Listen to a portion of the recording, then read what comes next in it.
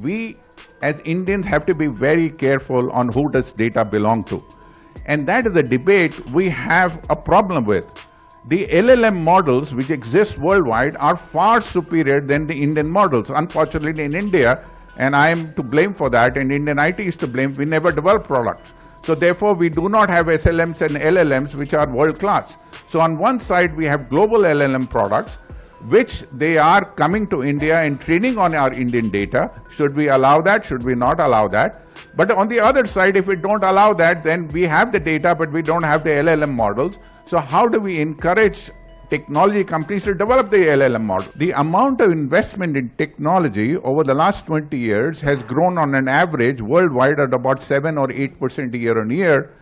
And if you look at the projection, the amount of investment in technology is going to grow but between 11 and 14% year on year, depending on what industry you want.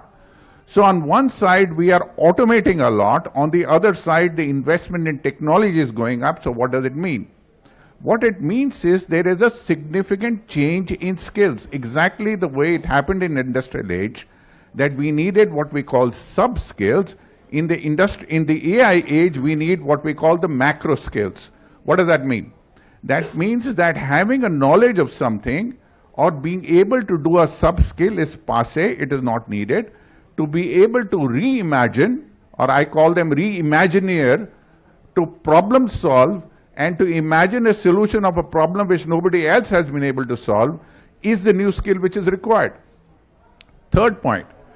Because there is significant profit-driven, subscription-driven vocabulary which is in the market, everybody is assuming that AI is technology. It is not. There are a lot of companies which are worth billions and trillions of dollars just because of a technology, and they're making us believe that AI is technology. It is not. AI and the real use of AI is a use case of AI. How do you use AI, for which you need different set of skills? Now, therefore, to have AI as a skill or technology being taught in school will help subscription of a lot of companies, and they'll make a lot of money, including my old company. But the issue is that the skill which we need to teach our children today is to reimagine, to solve problems, to think of alternate solutions, and to do what humans do best, because the machines will never be able to do it. And therefore, the question is, how do we do it? I think India has an opportunity. First, India has a threat that the amount of people we have in what we call the sub-skill task is very large, including IT industry. And if we are not careful, we will have a lot of unemployable youth and unemployed youth. Therefore, it is a crisis which needs urgent attention. Now, what do? In our schooling system, we need, I was just talking about it, we, for example, in Sampark Foundation started what we call half stories. We tell a half story and tell the children to reimagine the balanced story. So we need to introduce curriculum which is imaginative. We don't need to teach knowledge of algebra and fraction. Yes, we need to teach that, but we need to come up with imaginative curriculum which increases what we call the jugaad thinking, so that people start imagining new solutions in the education institution. Therefore, the new curriculum on AI is not teaching AI technology, but is teaching them different problem-solving skills. From an employment point of view, I think it is very important for us to understand that Indian companies, including Indian IT companies, are going to be profit-driven. And therefore, if you believe that they are going to create employment, you must be dreaming.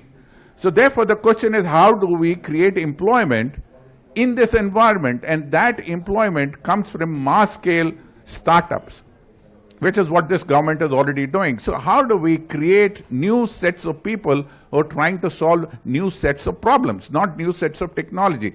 And if we do that, we will get it right. And the last point, what she talked about, I think we as Indians have to be very careful on who does data belong to. And that is a debate we have a problem with.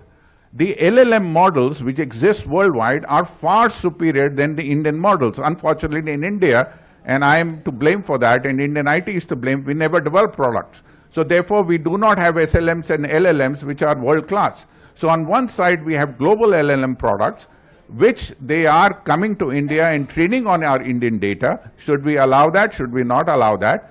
But on the other side, if we don't allow that, then we have the data, but we don't have the LLM models. So how do we encourage technology companies to develop the LLM models?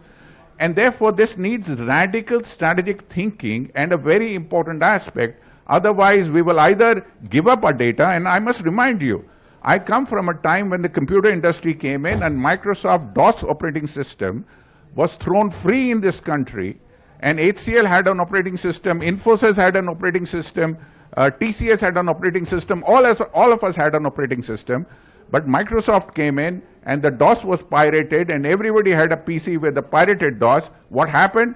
All three operating systems, these three companies were killed. And therefore, over a period of time, DOS became the operating system, and then they started charging billions and billions of dollars, and the country lost the capability of developing operating system. So I think it's a very critical aspect for us to think about. Who does this data belong? What is the kind of incentives we are going to give to develop LLM technologies or SLM technologies fast so that we train on our data?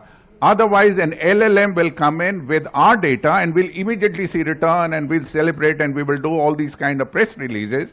But India will lose a competitive advantage on something which is very critical for the next decade.